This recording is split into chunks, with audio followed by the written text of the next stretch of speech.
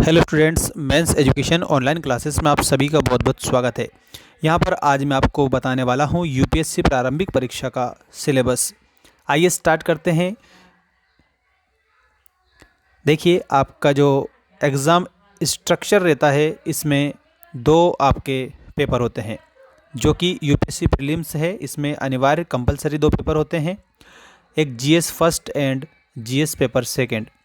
GS first जो है उसमें आप सभी को सामान्य अध्ययन देखने को मिलता है, जनरल स्टडीज़।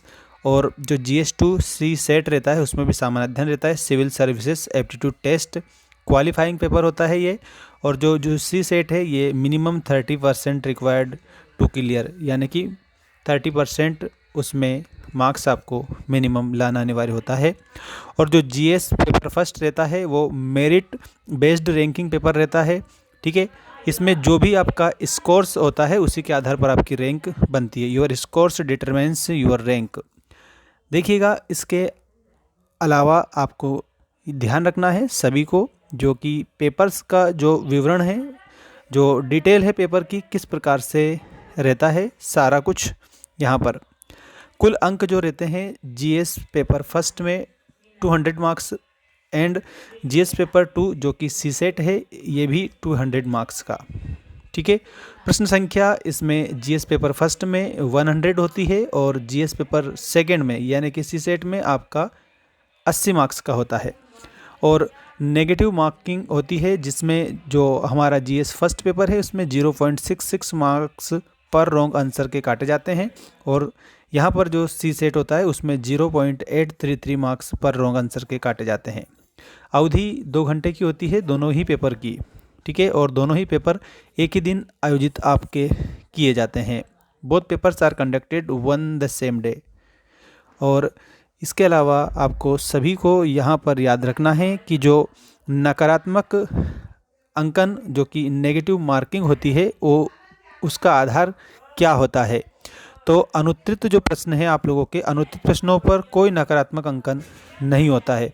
यानी कि अगर आपने कोई सा भी क्वेश्चन छोड़ दिया है मान लीजिए, तो उसका कोई अंक नहीं काटा जाता है। अगर आपने गलत आंसर दिया है तो नेगेटिव मार्किंग आपकी होती है। No negative marking for attempted unattempted questions, यानी कि जो आप अटेम्प्ट ही नहीं करोगे उसके किसी भी प्रकार से नेगेटिव मार्किंग नहीं होती है। और अगर आपने अटेम्प्ट कर दिया और वो गलत है तो उसकी ज़रूर नेगेटिव मार्किंग होती है। तो ये बात आपको याद रखना है सभी को, ठीक है। जैसे कि जीएस पेपर फर्स्ट में 0.66 marks deducted for wrong answer and CSAT में पेपर जो 2 होता है 0.833 मार्क्स डिडक्टेड पर रॉन्ग आंसर, यानी कि रॉन्ग आंसर के जो नंबर है वही काटे जाते हैं। अगर आपने अटेम्प्ट नहीं करा है तो उसका कोई भी नंबर नहीं काटा जाता है। इसके अलावा जो जीएस पेपर फर्स्ट पाठ्यक्रम है उसको आप देखेंगे कि क्या क्या इसमें होता है। सामयिक घटनाओं से रिलेटेड यानी कि करंट इवेंट्स से रिलेटेड क्वेश्चन पूछे जाते हैं, राष्ट्रीय और अंतर्राष्ट्रीय महत्व की घटनाओं से संबंधित। और इसके अलावा हिस्ट्री आती है। हिस्ट्री में भारत का इतिहास और भारतीय राष्ट्रीय आंदोलन जो हिस्ट्री ऑफ इंडिया है वो एंड इंडियन नेशनल मूवमेंट से रिलेटेड क्वेश्चन इसमें पूछे जाते हैं। इसके अलावा जो ज्योग्राफी होता है उसमें physical, social, economic geography of India and the world, यानी कि भारत का और विश्व का भूगोल जो कि भौतिक, सामाजिक और आर्थिक परिप्रेक्ष्य में पूछा जाता है। इसके अलावा आपको यहाँ पर राजनीति यानी कि जो पॉलिटिकल साइंस है उससे रिलेटेड, कॉन्स्टिट्यूशन से related, governance, Panchayati Raj, public policy and rights यानी कि संविधान, शासन, पंचायती राज और सार्वजनिक जो नीति है उससे रिलेटेड क्वेश्चंस एंड अधिकारों से संबंधित प्रश्न यहाँ पर पूछे जाते हैं। इसके अलावा जो आर्थिक विकास है, इकोनॉमिक डेवलपमेंट से रिलेटेड क्वेश्चन आते हैं, जिसमें कि आप लोगों का सस्टेनेबल डेवलपमेंट आता है, पॉवर्टी आता है, इंक्लूजन, डेमोग्राफिक्स आते हैं, सतत विकास, गरीबी समावेशन और जनसांख्यिकी से रिलेटेड क्वेश्चन देखने को यहाँ पर मिलते हैं। इसके अलावा जो इन्वायरमेंट है उसमें आपको ecology, biodiversity and climate change से रिलेटेड क्वेश्चंस देखने को मिलते हैं।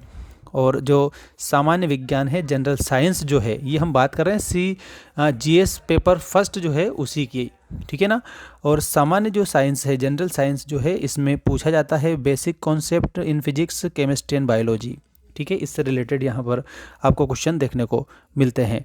ठीक है, और अब हमारा आता है जो पाठ्यक्रम है जीएस पेपर सेकंड का। जीएस पेपर सेकंड यानी सीसेट पाठ्यक्रम, इसमें आपसे याद रखिएगा, इसमें 33% मिनिमम मार्क्स आपके होने चाहिए। ठीक है, देखिएगा, CSAT is a qualifying paper, you need only 30% but never neglect it, यानी कि इसको अपने को अनदेखा नहीं करना है।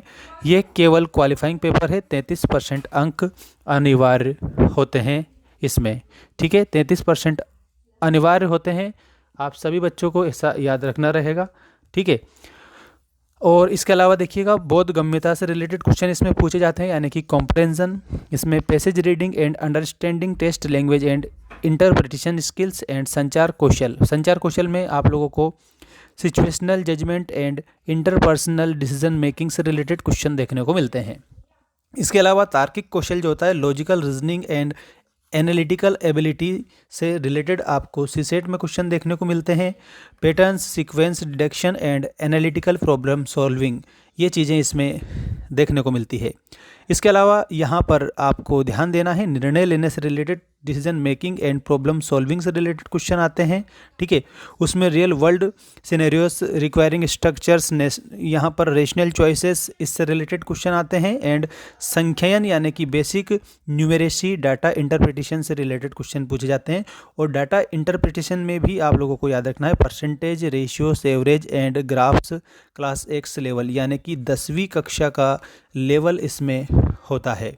ठीक है, तो ये सीसेट भी भली 33% नंबर उसमें लाने रहें, लेकिन इसको हमें नेगलेक्ट नहीं करना रहता है, इग्नोर नहीं करना रहता है, बिल्कुल पूरा ढंग से अध्ययन करना रहता है, तब जाकर हमारा जो पेपर है वो क्लियर होता है।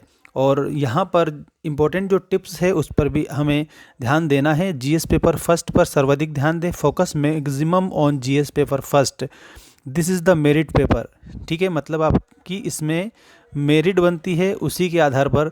ठीक है, your score have determines your rank and selection, आपका जो स्कोर आता है उसी के माध्यम से आपका जो नाम आएगा या नहीं आएगा बनता है सारा। इसके अलावा सीसेट में केवल 33% चाहिए, ओनली 33% नीडेड इन सीसेट। ठीक है, 33% में आपका काम हो जाएगा, कोई भी इसमें दिक्कत नहीं आती है। ठीक है, और इसके अलावा संदिग्ध जो प्रश्न रहता है, जैसे याद ही नहीं है तो उसको स्किप कर सकते हैं। अगर स्किप नहीं करेंगे और आपने अटेम्प्ट कर दिया, गलत है, तो उसका नेगेटिव मार्किंग होती है। ठीक है, बिल्कुल आप लोगों को इसमें समय का भी ध्यान रखना रहता है, आप सभी स्टूडेंट्स को। ठीक, इस तरीके से तो ये सिलेबस आप लोगों को जो मैंने बताया है, इसी के आधार पर तैयारी हमें करनी रहती है। और दोनों पेपर की रणनीति क्या बनती है, तो जो हमारा जीएस पेपर 1, उसको प्रायोरिटी जो टॉपिक्स रहते हैं ना, उसमें current affairs, daily newspaper reading, the Hindu, Indian expresses, इसके अलावा इंडियन पॉलिटी जिसमें कि एनसीईआरटी से रिलेटेड और लक्ष्मीकांत जो बुक आती है उससे भी बहुत अच्छी हेल्प हो जाती है। ठीक है, इसके अलावा हिस्ट्री में आपको NCERT plus spectrum, and geography में एनसीईआरटी प्लस एटलस, इसके अलावा इकोनॉमिक्स में एनसीईआरटी इकोनॉमिक सर्वे। ठीक है, एनसीईआरटी वाली बुक बहुत ज़्यादा फायदेमंद होती है। Environment and science, basic concept and current issue से रिलेटेड क्वेश्चन इसमें यहाँ पर आपको देखने को मिलते हैं, जो कि जीएस पेपर फर्स्ट होता है। एंड जो जीएस पेपर सेकंड जो होता है उसमें हमें क्या क्या देखने को मिलता है, रीड, ये अपना जो प्रैक्टिस प्लान है वो हमें ऐसे तैयार करना है, रीड कंप्रहेंशन पैसेज डेली।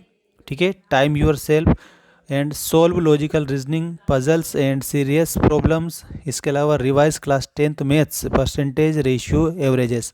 और इसके अलावा practice data interpretation from charts, graphs and tables. Mock test every week to build speed and accuracy, यानी कि मॉक टेस्ट भी आप लोगों को लगाना रहता है, जिससे कि क्या हो, जो एक्यूरेसी है आप लोगों की वो बनी रहे। ठीक है, और जो एग्ज़ाम ओरिएंटेड जो क्वेश्चन है वो हमें विभिन्न जो नेट पर बहुत सारी वेबसाइट दे रखी है, उसमें भी आप लोगों को मिल जाते हैं, वो सारे क्वेश्चन मिल जाते हैं।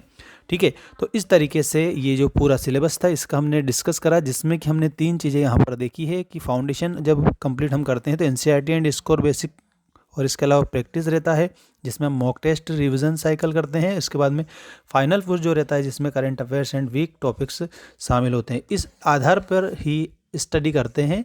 तो अगर ढंग से हमने स्टडी करी है, टॉप लेवल की स्टडी अगर हमने करी है, तो जो प्रीलिम्स जो होता है वो आराम से निकल जाता है। उसके बाद में मेंस की जो तैयारी है वो हमें करनी रहती है।